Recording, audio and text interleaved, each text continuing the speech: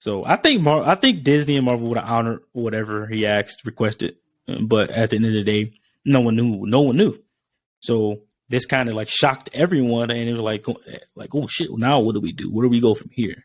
But if he possibly had let them know the situation, maybe they could have talked about different avenues and could have gave, because I think a lot of times the recast T'Challa movement and the people that are against it, a lot of times they're disagreeing going off of assumptions. He would have wanted it. No, he wouldn't have. We don't know what he would have wanted, guys. Like, you guys are arguing about an assumption. That's crazy.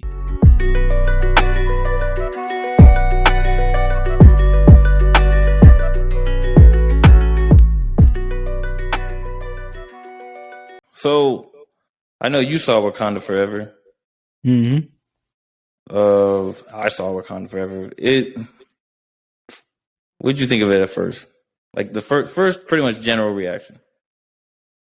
I enjoyed the movie for the most part. I can see why some people wouldn't like it. I'm just the type of person to take things for what they are and not what they could be. First off, how many times do you see it? Just twice. I saw it once by myself, and then I saw it once with my wife. The first time I saw it, I enjoyed it. The second time I saw it, I actually enjoyed it more. The first time, I thought it was a decent movie, man. I think it was probably the best thing in Phase 4 overall. We can get to more details, but overall, I enjoyed the movie, man. I enjoyed it. So, for me, it was really emotional. As far as like, I knew some things as far as like the Chadwick. You know how like they usually do like the Marvel symbol coming into the movie. I knew they were going to do something like that for Chadwick Boseman because they did it for Stan Lee, and also the mural in the movie. They did the same thing for Stan Lee. So honoring Chadwick Boseman, I really felt that, and I really felt that needed to be a part of the movie. But like I said before, very emotional. It's been 2 years since he's passed. This movie did a really good honor to him. So yeah, they took a terrible situation and did the best they could. Like I tell people in the recast T'Challa series, they weren't going to satisfy everyone. Oh no. But do you think they did the best they could with what they had? So my answer to that is yes, because obviously he had passed, and what more could you have done with it? I mean, you can't just not continue the series just because he died, you know. The story was so good. As far as the first Black Panther blew our expectations out of the water, honestly. Absolutely. It grossed $1 billion. I wasn't even expecting that. Out of nowhere. And like we had said on this podcast before, it was one of the first movies with an all-black cast that wasn't a black movie. So to continue that story in Wakanda Forever and the way they did it without the main character, the main actor there, that was very impressive. Yeah, it had to be tough, man. It had to be. And I know people have their conspiracy theories and all of this, but at the end of the day, someone lost their life. These people really cared about him. It's probably a frantic situation. Like no one knew what he was going through. So when you see online like, oh, Chadwick Boseman died, what the fuck? That's our lead actor. You know what I mean? Like, but they think like it's more of they weren't even. I guarantee they didn't want even thinking about T'Challa. They were thinking about Chadwick. But as fans, as I always say, we're a bit selfish. But at the end of the day, I agree with you. I think they did the best they could with what they had. If they weren't going to do the recast, if they weren't going to go the recast route and this route, I think they nailed this route.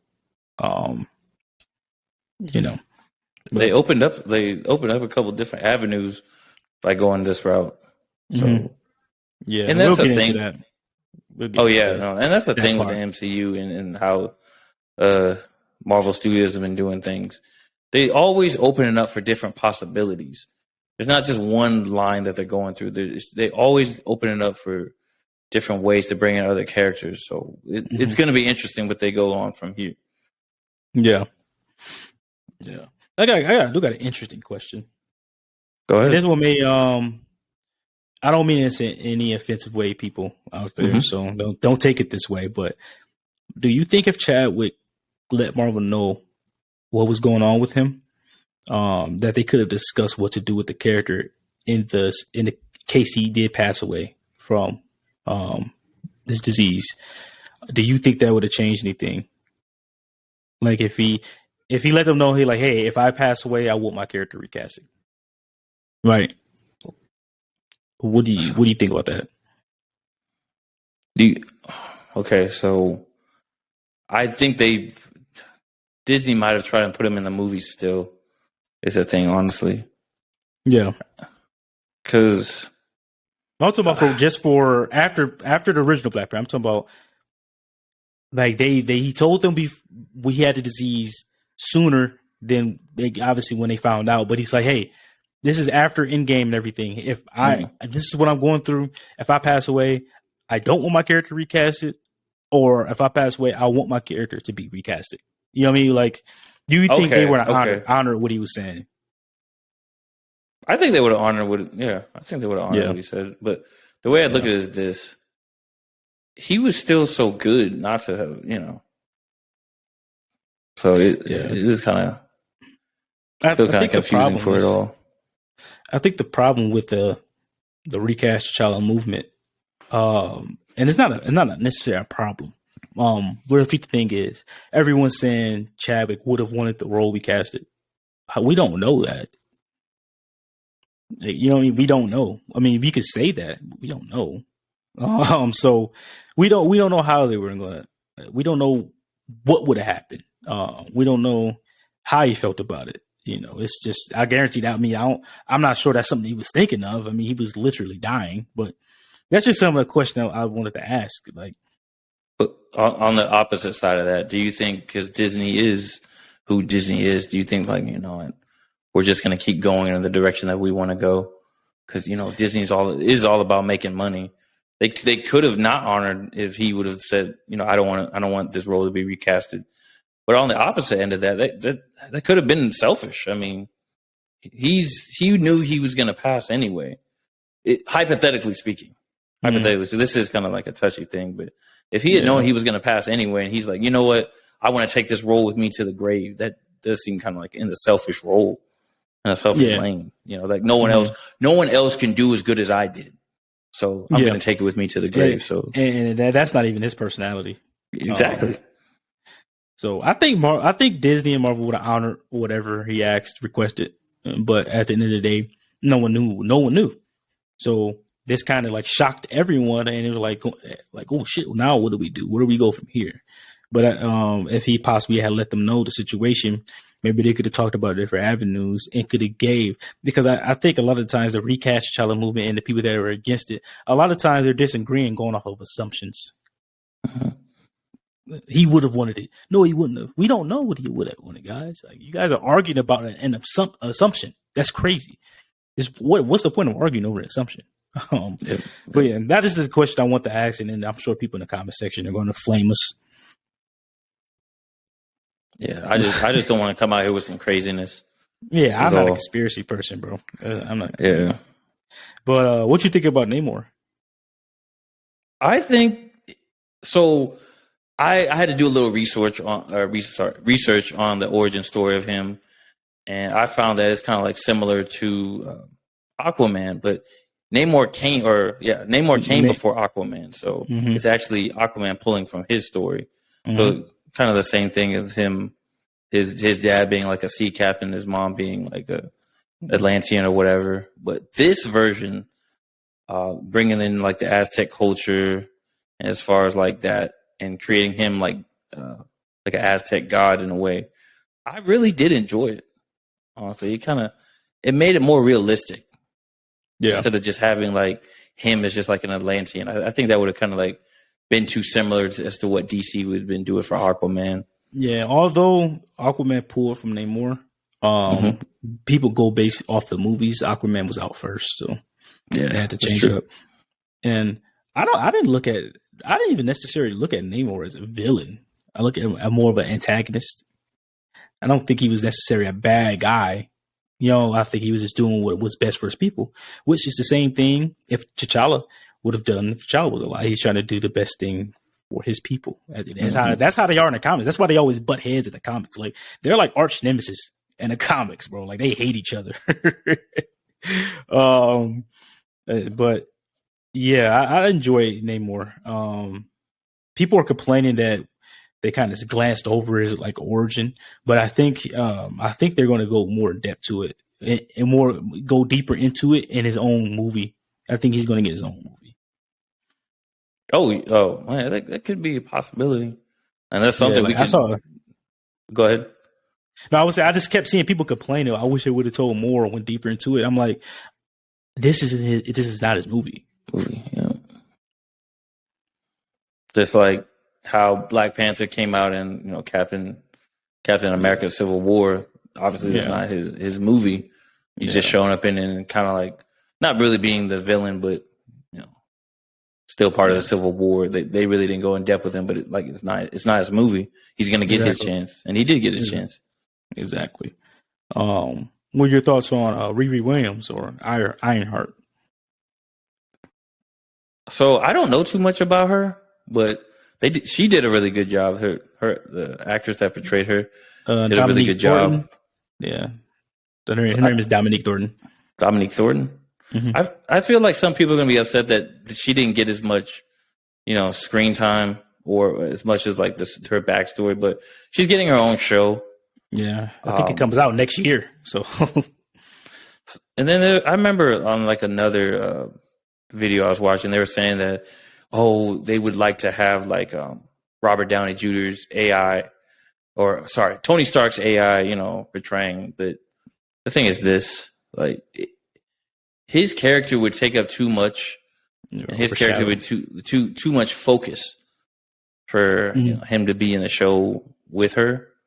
That would be more about him and less about her. So yeah, they can't afford to have him in that show anyway. Exactly. Also, in the comics, he was her AI for a little bit. But yeah, and I think they should just leave that alone and let her get her own shine. Robert Downey Jr.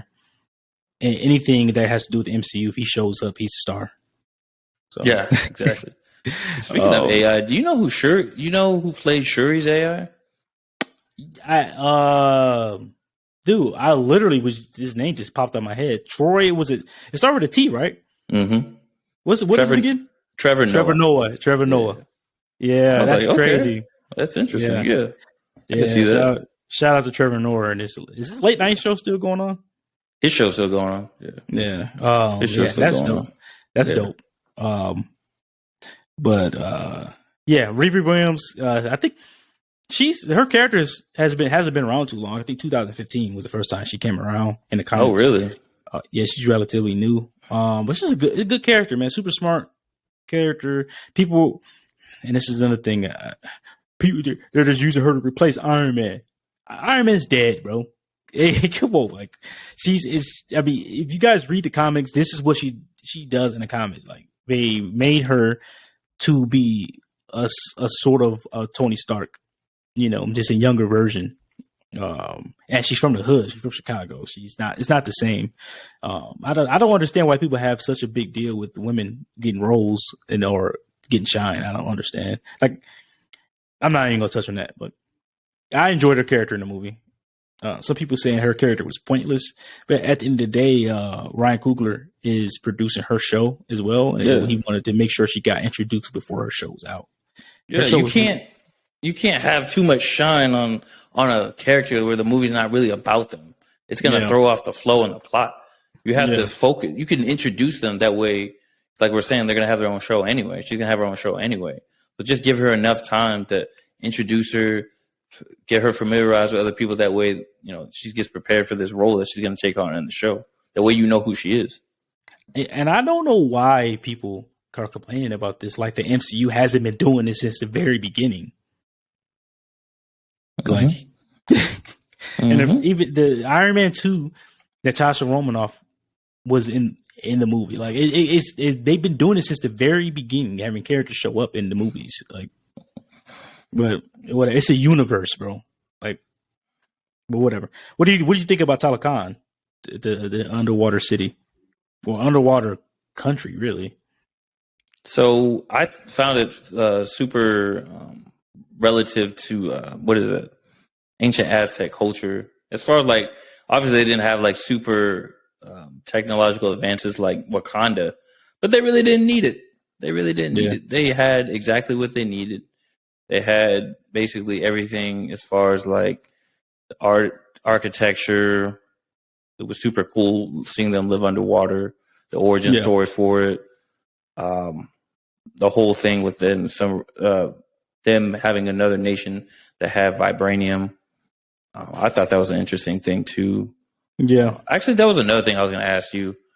As far as like how how like vibranium came to the planet, but there's a theory that it didn't. Obviously, it didn't just come to Wakanda; it came to that area too.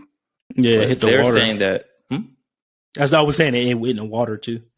Someone had like a video saying that it was part of like when it happened when the Celestials had their war or whatever, and vibranium like fell from like one of their ships or something, and It's a it landed. possibility. Yeah, and It's crash landed on Earth. definitely a possibility. Absolutely. Mm-hmm. I mean, I wouldn't put it past him. But yeah, I think that was interesting that Talokan was another nation that had access to vibranium, and I do like how the film depicted the other countries, like France was trying to act all like you guys aren't sharing, blah blah blah. You guys can make weapons of mass destruction while y'all trying to steal it. It got your asses kicked. Come on, man. It's really like that though. It's really like that in the world. That is. So it's very hard symbolism. So a lot of countries and areas of Africa were colonized by France, and even it goes into more detail about how Haiti had that French influence as well when they depicted Haiti in the movie. Yep. So it just goes into more show that a lot of what happened in Wakanda is absent of colonization. How they were able to have their own technological advances, even though they didn't have colonization from like Europe or even from other countries of the world. Honestly, a lot of countries would have been better off if they weren't colonized. Hell yeah! Literally, colonization has done nothing good for the world. Like people people are greedy and hungry for power, and unnecessary wars and all this stuff. Yep. But that's why Namor did want nothing to do with the I forgot what they call them, the land people, whatever they call them. But surface dwellers. Surface dwellers, perfect. How did you feel about Shuri in this movie? So you see her as far as like hiding her emotions the whole time. I couldn't even recall her having anything positive or like smiling or anything like that. I feel like she was really attacking herself for not being able to save her brother. I felt like there was a lot of anger there, a lot of rage, a lot of pent up frustration, and she really didn't come to terms with her losing her brother until like obviously the tail end of the movie. Yeah, and obviously we've been spoiling it this whole time, but seeing her mother die right in front of her, that pretty much put the whole burden on her as far as like leading a whole nation and her being the top person now to lead the nation, not just in keeping them safe, but protecting them from this new threat of Namor. Yeah, I agree. She went through the stages of grief. She was in denial. She didn't want to accept it. She was very mad. I get all that because that's a natural human reaction. I think Letitia Wright did an excellent job going from, I don't think people realize how hard it is to go from a side character to the focal point of a franchise. It's not something easy to do. And I think she handled it really well. I know we said a couple months ago when we were reacting to the trailer when everyone figured out that Shuri is going to be the Black Panther, her combat skills. I'm glad that they showed that even though she had the superhuman abilities of the Black Panther, that she still wasn't the fighter that Namor is. I'm glad that they showed that. She had to defeat Namor using her smarts, not strength and fighting ability, because she's not a hand-to-hand combat fighter. She wasn't, and you can see that, and she was getting her ass kicked by Namor. She was able to hold her own because she did have superhuman abilities. You can move quicker, you're a little stronger, but in hand-to-hand combat, she got stumped. But I'm glad they did that, because we were talking about a few months ago. She's not a warrior, bro. So I'm glad they showed that in the movie, and I'm glad that she used her mind to win the battle rather than, because Namor is so powerful. Namor is like a Thor level. More to that point, real quick. I'll let you continue. But how did you feel about her suit? Because to me, it felt like she had a little more drip, a little gold on her suit than I think subconsciously. Well, she was a more flashy person than T'Challa. T'Challa wasn't a flashy person. Remember, she offered T'Challa the gold suit that Killmonger eventually wore. Shuri is more flashy. And I also think subconsciously that in the back of her mind, her cousin was the one she saw. So she kind of added that design to the suit. But I like the suit. I actually thought it was pretty cool looking. And then it fit her. I noticed her suit. I noticed her moves with the suit. I felt like she was a little more cat-like, a little more like moving like a panther rather than T'Challa's version of Black Panther. I felt like she a little more like feline, like a real panther would move. So that was interesting too. Yeah, so he did it sometimes. They show it in Civil War, the way he jumped and landed, the way he was hid in trees in the Black Panther movie. But it wasn't. I think they focused more on it with Shuri than they did with T'Challa. She definitely was moving like a cat. But yeah, overall, I think they did a good job of what they had. Shuri's not a warrior. I remember we were talking about this 3 months ago. I could not. I was pretty frustrated because Namor is very powerful. He's a Thor level character. He's that strong, and there's no way. I'm like, there's no way Shuri's going to beat him in hand-to-hand combat. There's no way. But I'm glad what they did. They had to outsmart him. They had to weaken him to win. And he got a little arrogant. Towards the end, and that's where he met his downfall. He could have got back in the water before he attacked her again, but he decided not to. He's like, I could take her on right now, because he knew she wasn't the fighter. Even when they were fighting in the plane, he knew I could take her. I could easily defeat her. But yeah, I was really happy about that. I'm glad they didn't make her Bruce Lee overnight. But that made it more realistic. Yeah. She became a superhuman. I don't think people realize Black Panther is not just a superhuman. He gets his power from a god, sort of like Moonlight. Sort of like Moonlight. They get their powers from a god. So that's why people comparing T'Challa to Captain America. I'm like, no, Captain America is a super soldier. He's a superhuman. T'Challa got his powers literally from a spiritual ritual, similar to they get their powers. They're a little more powerful than the superhumans. That's not the same, but overall, Shuri was always one of my favorite characters in the MCU. I really enjoyed her, she was my favorite character in the original Black Panther. So to see her go from the happy, the basically the comic relief character to where she was in this movie, I think Letitia Wright did a great job with that. I know some people are mad. They didn't want to see a female Black Panther. They wanted to see a male version of Black Panther. We'll get later on when we get towards the end of the movie, we'll talk about that. But I think Letitia Wright did a really good job. So speaking on that, as far as like her grieving and her personality throughout the movie, her as an intellect, it's harder to show emotions because obviously people with high level intelligence, they don't believe in their feelings. They don't believe in showing emotions like that. So she portrayed that very well. Like we were saying, the internal rage. And when she did take the heart-shaped herb with the vibranium in it, her seeing Killmonger was just more so showing that she had internalized rage.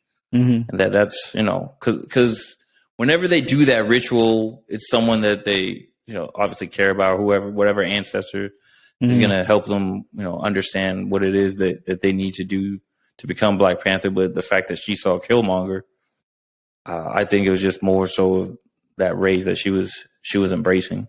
Yeah, you're absolutely right. Side note, I would have loved to see T'Challa versus Namor. I'm not gonna lie. Who? T'Challa versus Namor. Yeah, I would have loved to see that. That'd be interesting. Yeah, it would have been a dope fight because T'Challa's a warrior. People don't know T'Challa's a genius too, but he had other things he had to take care of.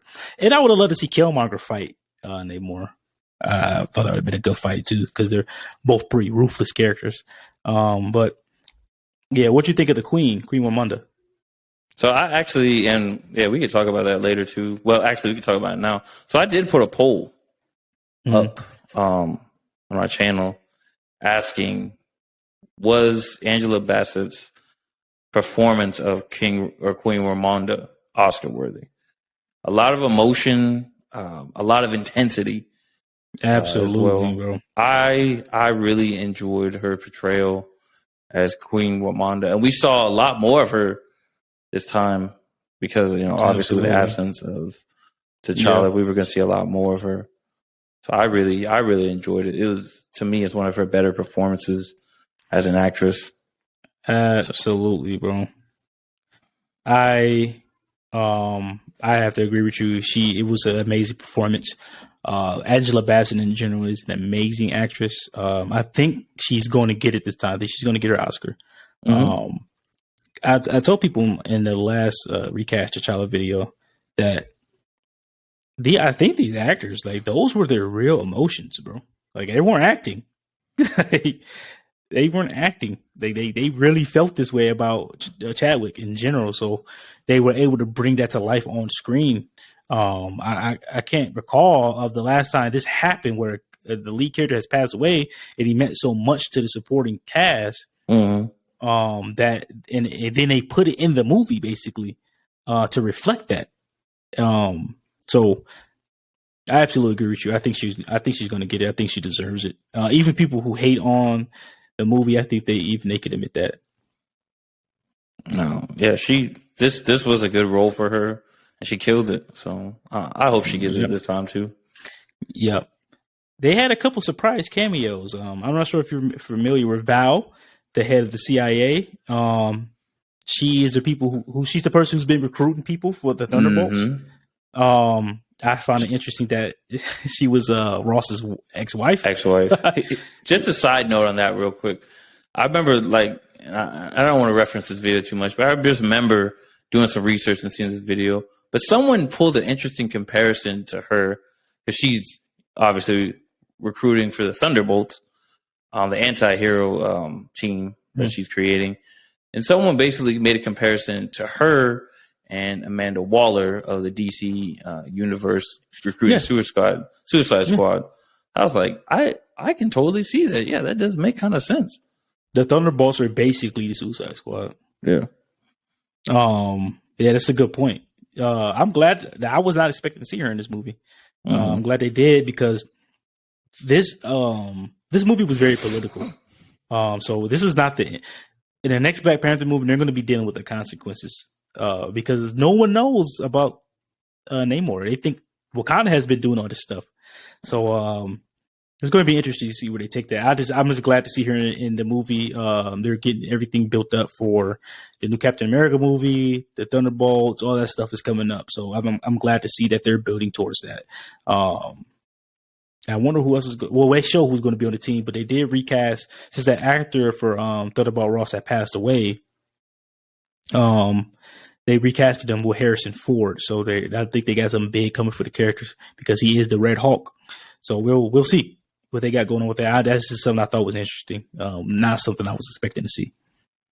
I know that they're going to have a show about Wakanda, right? Yeah, Disney Plus show about Wakanda, and I was going to touch on that later when we talk about something else. Which would be, I got one more thing. What'd you think of the battle scenes? Like the fight scenes? Yeah. Like which ones in particular? Like any of them, all of them. Any of them, okay. Now, what'd you think of the action in general? The action was really so me personally, I like Namor the best as far as like his action scenes, just him being able to dart in the air. So I really didn't think of it too. At first, I thought those wings on his feet were hella corny, but then I was like, it makes sense because if they were bigger wings, he wouldn't be able to move as agile like that throughout the air. And he had super strength too. Yeah, it's like a hummingbird. They can really maneuver fast. Absolutely. And the first scene with the people from Talokan was scary, bro. It's like a horror movie. Mm-hmm. Like when they invaded that ship, it was. I was actually like, dude, this is kind of scary. and it was dark, so they didn't really show no more. But I absolutely agree. He had the best action scenes. He is a Thor level character, bro. Like he's very powerful. I don't think people realize how powerful this dude actually is. But I think they did really well with his action scenes, how fast he can move in the air and in the water. Yeah, absolutely. How strong he was. Yeah, you see when he punched M'Baku, bro, that shit was crazy. Yeah. And he was giving Shuri those hands too. Absolutely, bro. She was a man. I was like, goodness gracious. She's not a warrior, and Namor don't care, bro. He don't care if you male, female. He don't care what you is, bro. You getting his work, bro. Like that's how he is. He was ruthless, man. Like I said earlier, I'm glad that they did that. I'm glad that they showed that just because Shuri took the herb and she has the abilities, she is not the fighter that Namor is. He's been doing this for years. He's a warrior. And like I said, she had to outsmart him, and he got a little arrogant, and that's why he lost. But absolutely his But my favorite scene, my favorite fight scene, I like the fight on the bridge with the general. The general versus the big dude. I like that one.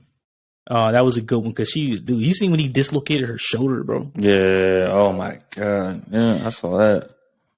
And she was too. Dude, she was delivering blows that should have killed them. Like, they just got back up like zombies.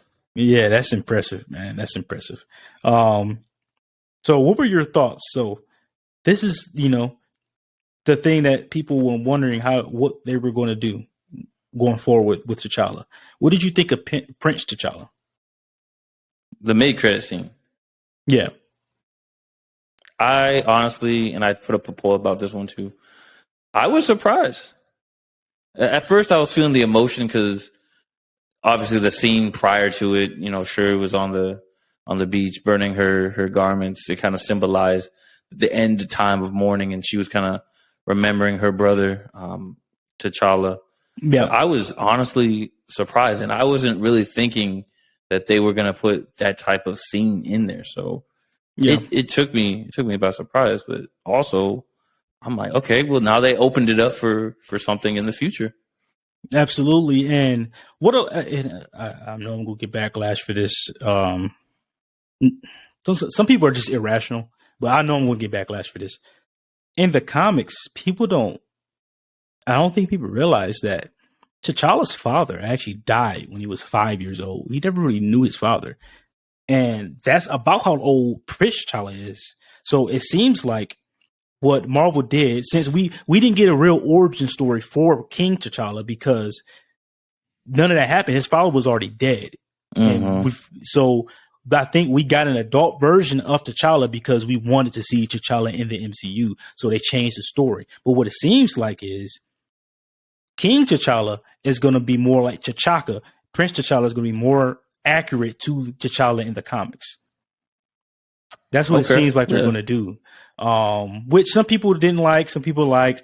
At the end of the day, that's the direction they're going in. There's nothing we are going to do to change that.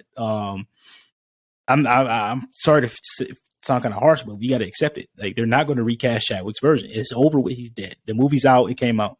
It's a done deal. This is no matter how we feel, even though I'm someone that believe they should have probably recasted the character, but that's not the direction they're going in.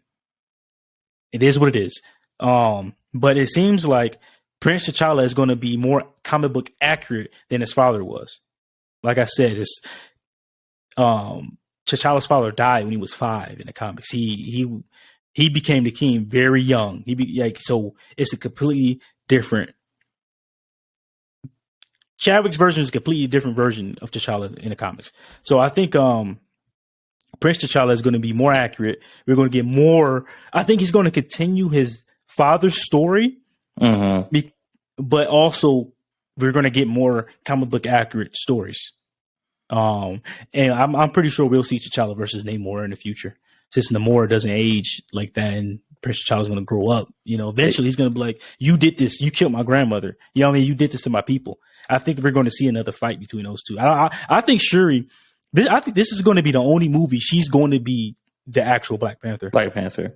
Yeah, I think this is it. It's one. We didn't get T'Challa for one movie. I think this is the only movie, Black Panther movie, she's going to be the Black Panther. I think she's going to show up in other projects throughout the MCU as Black Panther. But when the Black Panther 3 comes out, I think Prince T'Challa is going to be the Black Panther. There's going to be at least 2 time jumps going before the next Black Panther movie comes out. So I think that Shuri took the role for one movie. Yeah, I know there was a lot of time skips as far as like this one, and plus like the timeline, you have to kind of like remember where everything started and eventually ended up at the point where we're at now. Yeah, I think the MCU right now is in the year like 2024 or 5 or something like that. They're a couple of years ahead of us. So, and I think they're going to have a time jump at the next Avengers movie. Kang, and I think they're gonna have another time jump in Secret Wars. And I think Secret Wars is gonna basically kind of do a soft reboot where we're going to see Prince T'Challa become an adult, at least 17, 18. He's going to be at least 17, 18. In between, he's going to be around that age by the time Black Panther 3 comes out. He's going to be an adult. So, we will get T'Challa in the MCU. Maybe this is not the way you guys wanted it. You guys probably wanted to recast, but that's not the direction they decided to go. This is the direction that they're going in. You don't have to like it. It is what it is. Like I said, they're going to kill me in the comment section, even though I explain why I said what I said. They're still going to kill me in the comment section. I'm just going to accept that fact. But yeah, Prince T'Challa would be an adult before Black Panther 3. He's going to continue his father's story. And he's going to be a more comic book accurate T'Challa than his father was. That'd be an interesting thing to see. I don't know too much about the comics, but yeah, that'd be something interesting to watch and enjoy, and them to continue Black Panther, because obviously we didn't have too many black superheroes till this point. So, and it did suck that the one black male superhero that we did have died with the actor. I can understand why people were upset about that. Like I said, I don't disagree. I'm not upset at that. I'm just trying to tell people that Marvel decided they're not going that situation. I mean, going that direction. Like I don't know what else I can say but people are going to continuously. I feel like people listen to one thing and they run with it. Like I'll say one thing in the video, and that's the only thing they'll talk about in the comments. Even though I'm saying I believe T'Challa probably should have been recasted, that's not the direction they went in. I've just accepted it. Yeah, I think eventually you'll stop looking at the comments. I mean, I try to engage with people. Yeah, it's just gonna be a lot of stuff. Yeah. I don't respond to stupid stuff no more, but I do try to engage with people because people do like that. Our channel is growing, and they'll be like, we look at ourselves as just normal people. They look at us as podcasters. So like, yo, he responded to me. That means something to them, So I do interact with people. But I'm not replying to the nonsense anymore. You can have your opinion, but if you start to take things personal, you're getting blocked. That makes sense. Yeah. I'm trying to think of anything else from Wakanda Forever that kind of like stood out to me. We hit all the big parts. We hit the I think we touched on all the major stuff as far as like a review and a reaction. I just liked how they did everything as far as like Talokan, Wakanda, how they brought in like a lot of that indigenous feel, how that traditional cultural stuff, as far as like ancient civilizations that have not been touched by colonization. I really enjoy how they portrayed that. That way, people, kind of get an idea of how things would have been if colonization would have touched certain places of the world. You notice that there aren't any real violence within those places against each other. When you look at Wakanda, it's all love. No one's trying to hurt each other. No one's jealous of another person. You go to Talokan, it's all love. Countries that don't have wars within. But when you got colonization, that's when people get power hungry and greedy. That's where all the wars, all the fights, all the racism, all the prejudice, that's where all that stuff comes from. When you got the countries that haven't been touched by these people, they get along with each other. They keep to themselves. Because there's no differences. There's no, oh, you don't look like me, so you're beneath me, or I need to, attack or kill you and get rid of your people because I feel threatened by you. There's none of that. It's just basically we can live in harmony, we can live in peace, we can forego whatever dreams and aspirations we have together in order to build a strong community. Absolutely. Yeah. Yeah, but I don't have much else for Wakanda Forever other than there will be a Disney Plus show. I hope they do continue I hope we do see Prince T'Challa in that as well, but I think it'll be more focused on characters such as M'Baku, the Midnight Angels. Those type of characters are going to be the focus of the Wakanda. I think about the Midnight Angels and their costume. Man, that was trash. Like I did not like that. I was like, "What is this?" But you do. I mean, if you look at the costumes, even in the comics, they look kind of ridiculous. They look, remember the show Beetleborgs? Yeah, love that show. That's what they kind of look like. I love that show. Yeah, I do love that show, man. It's a good show. Underrated, very underrated. Yeah, well, side note, it came out at the same time as Power Rangers, so. Absolutely. And I actually like Beetleborgs more than Power Rangers, bro. Really? Growing up, I did. I mean, I don't know if I can say that. I think it's the nostalgia part about it. Yeah. But yeah, I think the Wakanda show is going to focus on those characters. I think that's why they showed Shuri leave Wakanda to go to Haiti, to be with, her only family now. And she's not going to be really in the Wakanda show that much. I think it's, like I said, it's going to focus on other characters. And then hopefully I was going to say, like, what was Lupita Nyong'o's character? Lakia? Yeah. Man. She's a super spy. She's a spy. Man, I just remember, like, I was like, oh, yeah, that's right. She's going to be in the movie. Then I was like, I remember when I first see her in Haiti, in the school or whatever she's at. I was like, why is her dress fitting her like that? Then I noticed. I was like, oh, man, she's dragging that thing, huh? I do. My God. The bad thing about it, I didn't notice till I saw it the second time with my wife. I was like, whoa, wow. I saw some people in like comments on Instagram. I'm like, man, I can't believe I didn't notice that at first. Yeah, bro. Yeah, she working with something, bro. Oh. Yeah, I was gotta make it to Wakanda. Oh man. Oh yeah, I was like, whoa. No, that was that. Bro, yeah, I didn't notice it the first time. I was like, the second time, I was like, damn, what is that? I didn't know it was like that. Like, it was like, why is her dress fitting her like that? Yeah, bro. Yeah. Just a real quick side note about Lupita Nyong'o. I didn't know that she was born in Mexico. Yeah. She's technically her nationality is Mexican. Yeah. That's why, like in the movie, she was speaking fluent Spanish. I was like, oh well, I figured because she's super smart and she knows different language. But I didn't realize she was born in Mexico. Yep. Gotta love her some.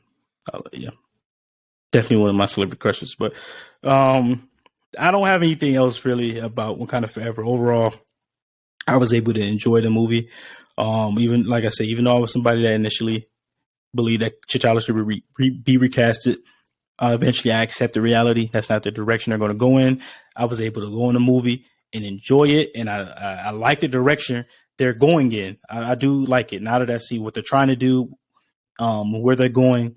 Okay, let's hurry up and let this kid grow up so we can get T'Challa back in MCU. I know some people still going to be angry they did recast him. At this point, you guys are being a little irrational. You're arguing with yourselves at this point. That's not the direction they're going in. But I enjoyed the movie. Thought it was really good. I don't want to compare it to the first one, but I will say this is probably the best thing this was the best project in Phase 4 overall. Did you cry in the car? No, I didn't cry at all. Okay. Yeah. It almost got me, but it wasn't at the funeral scene or any of that stuff. It was something that M'Baku said to Shuri.